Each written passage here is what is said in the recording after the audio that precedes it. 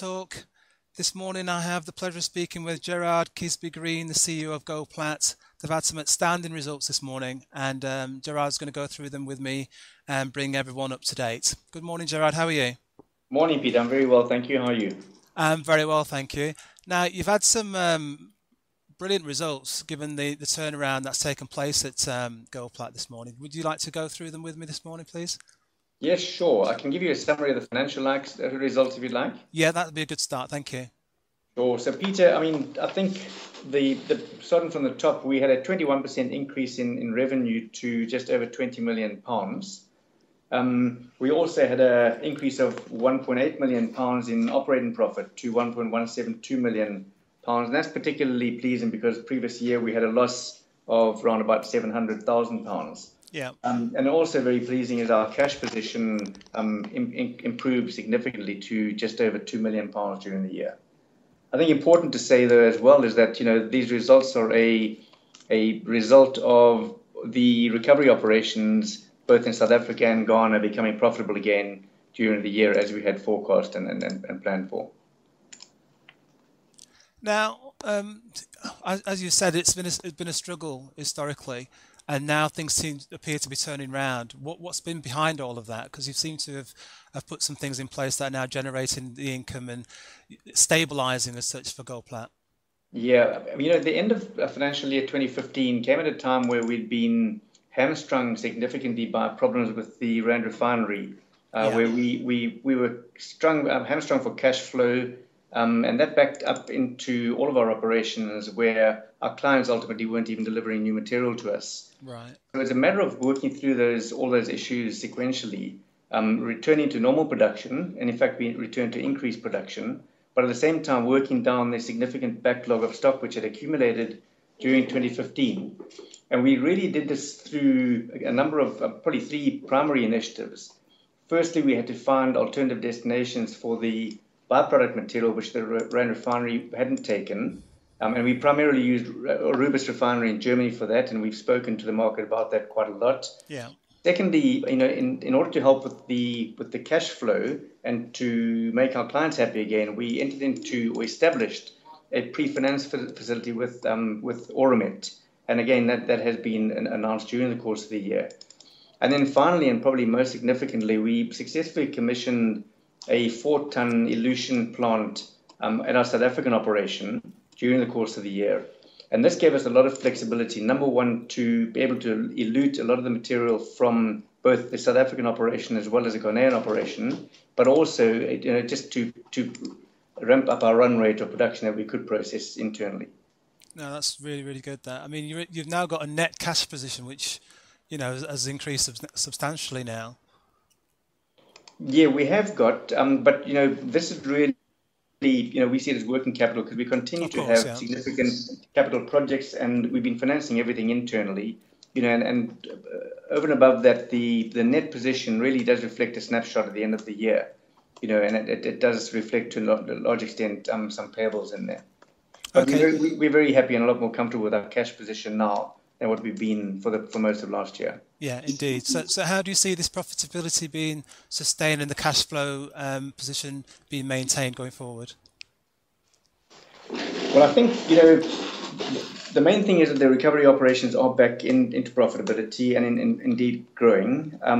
The issues which we had previously are all dealt with, and we continue to deal with them. One major change should come from turning around the losses which we've been making at Kilimapesa. Yeah. That is the big thing. We plan to get into operational profitability at Kilimapesa during the course of 2017. To that end, we've been working on installing and commissioning I say a new plant, but a new second-hand plant by and large at Kilimapesa, which will allow us to increase both production and processing capacity and bring us to operational profitability there. Okay, so do you see the issues at Kilimapesa being addressed and therefore becoming more profitable in 2017? Is that what you're saying there? Because it has been a bit of a drag, Kilimapesa, for a little while. It has been. If we are able to successfully execute our strategy and plans there, the short-term plans, we should become operationally profitable during the course of this financial year. Excellent news. Excellent news. So, with regards to Kilimapesa, then you've also got am I pronouncing this right? Anamuso, also pushing forward. Yeah, well, Nomsa is a small exploration project in Ghana, which we've not been able to spend any capital on during the past couple of years. When we initially acquired it a couple of years ago in 2011, we did spend significant money on it. But there's no funding available in the market at the moment for early stage exploration. We did announce during this month that we've concluded an option earning agreement with a Canadian company called Ashanti. Ashanti, yeah. Yeah, and they're going to, over a period of a couple of years, invest up to $3 million into the project, primarily for additional exploration and to bring the project we hope to kind of develop and ready. Yeah. And they'll dilute our equity stake in the project, but we'll retain a significant upside in the project. Yeah, so you'll do a profit share on that one there. So I think the last time I heard you speak about that, it's like a 2.5 year horizon for that one. That's absolutely right. The first option period for the initial 1.5 million is 18 months, and the second option period is a year. Okay, so where do you see the most potential for the growth coming in the group going forward? The biggest turnaround will be making Kilimapesa profitable. Yeah. The most growth would be what we've spoken about for a long time, but are now starting to implement, is using our Ghanaian presence and the fact that we are in a tax-friendly hub there to expand both into West Africa as a region, but also into North and South America. You would have seen in the announcement that we've started moving on that now. We've moved a sourcing manager down to Brazil from Ghana. Yeah. We've developed a relationship and agreed terms of a contract with a local in Brazil who is very, very well networked. I mean, in exactly the kind of industry we need someone to be. Yeah. And we've appointed a manager to spearhead the marketing and development of a business in those regions. Yeah, you seem to be broadening your reach now, the expansion into South America. This is now looking almost like a newer strategy for Goldplat. Could you see Goldplat becoming more internationally focused moving forward? I guess in much as we've always said we are African focused, it could be seen as being somewhat of a change to the strategy. In fact, at this point in time, we'll be sourcing material internationally. It will still be going to our two main recovery operations being in South Africa and Ghana. And in fact, we expect the majority of the international material to go into Ghana, at least in the first instance. So, we'll take a look at how it goes in South America particularly. And if we find there's critical mass there and there's an opportunity to, economically viably develop a business down there, then we'll consider that at the time. But the initial business will be to source material there for export to primarily Ghana, but also to South Africa. Okay, so I'm getting an inkling there that if it gets to the stage where Goldplat are sustainable, they've got enough revenue, the net cash positive, that potentially you could look at building something within South America so you don't have to export it all the way to Ghana to refine. Is that a potential there? Well, not quite, because it's not going to be driven by the Goldplat productivity. It's going to be driven by the potential of a business down there to be profitable. To be profitable, of course. Yes, Okay. All right. So you've got some news recently regarding a new NED coming in, Matthew Robinson, and you've got an AGM next month on that. Could you just tell us a bit more about Matthew and why that adds a little bit more depth to the Goldplat board, etc.? Yes, absolutely. I mean, the vacancy or the opportunity is arising because Brian Moritz, who's our non-executive chairman, is standing down. And he's been with the company since inception, and he's been an extremely helpful and supportive and loyal part of the board. Brian, as he said in his statement, is 80 years old now and still retains quite a few board positions and would like to start lightening up on that. Yeah. So it did create the need for us to find and appoint a new chairman. Matthew's got the kind of credentials that we're looking for. He's got a good solid financial background. He's got a lot of city experience. He's got experience as a nomad and a broker. More importantly, he's led smallish mining companies to really, really strong growth paths. And so it really does, I think, dovetail very, very well with where we are in our strategy right now. Yeah, I was going to ask in a sense of what the strategy is going forward. Obviously, you're looking more internationally, and I was wondering if there was anything particular regarding Matthew's skill set that you were thinking, we could utilize that long term to do X, Y, and Z, and if you could share anything more on that. There's nothing particular I mean, I think I've articulated really our recovery growth opportunities and Yeah, strategy. We have said, however, in the past that, and I've certainly said that I would like for Goldplat to be producing as much gold from mining operations, the yeah. primary mining, as we are from recovery. So if you take our numbers this year at around about 40,000 ounces of gold from recovery, I would like us to get to that kind of number from mining. Oh, You know, okay. and to get there, we're not going to grow Kilimapesa to that kind of size, and we're certainly not going to grow Numza or Niemi to that kind of size in the foreseeable future. So it's a matter of looking out for, viable Opportunities, opportunities yeah. with either close to develop or developing mines or operating mines, and doing corporate transactions with them. And I think the point there is that there are not a whole lot of them out there. No. So one's got to keep looking, and indeed I've been looking, and our team's been looking, and we'll continue to. And I think we look to Matthew to helping us in that endeavor, to find something which works for us and fits with our kind of culture and our strategy. And importantly, being kind of ready when something comes up, if and when something comes up, be ready to move quickly, because Yeah.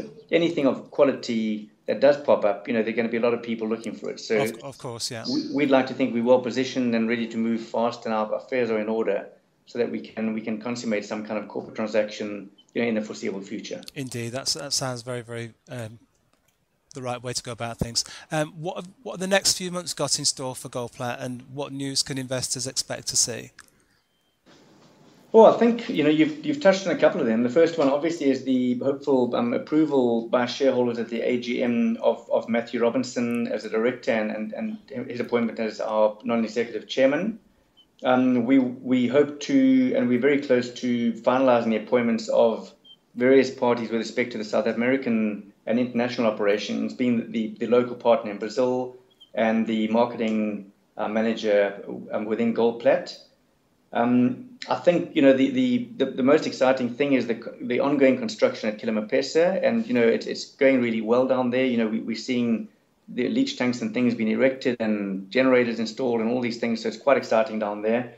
And we hope to be in what I call first stage production before the end of this calendar year.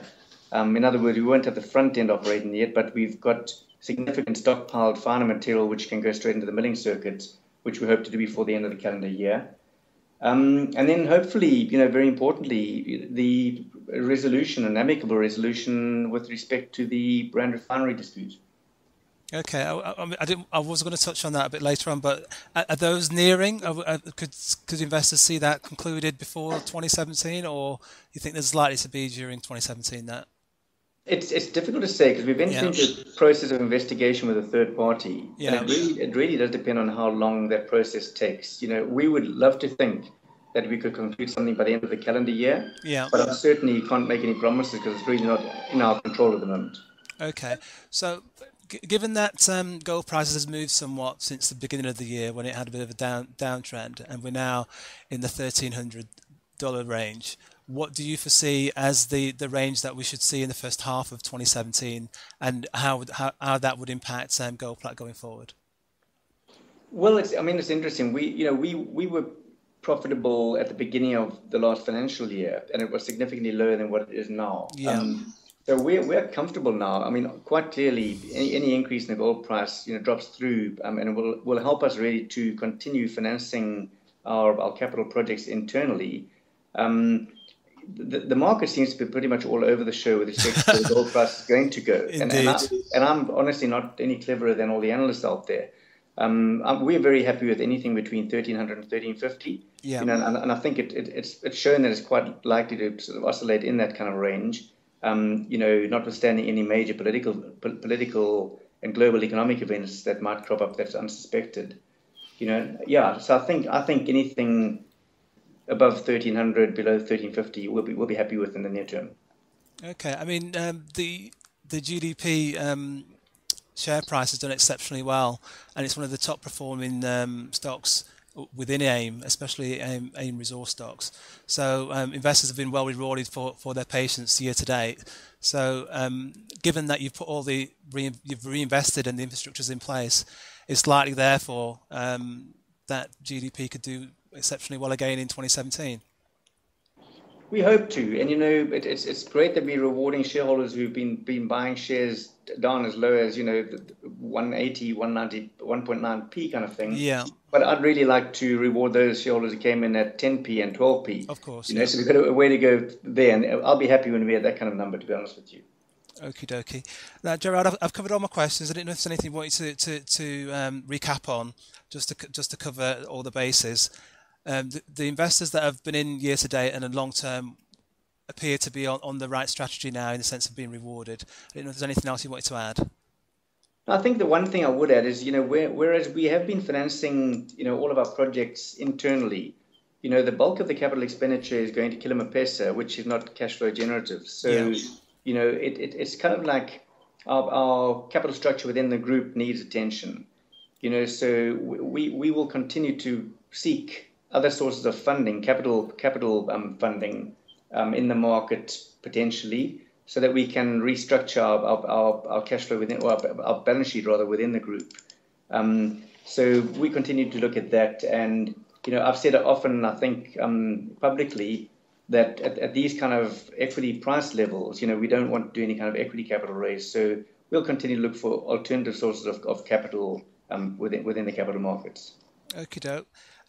Gerard Kinsby Green, thank you ever so much for appearing on Share Talk, and we'll look forward to speaking to you again soon. Thanks very much, Peter.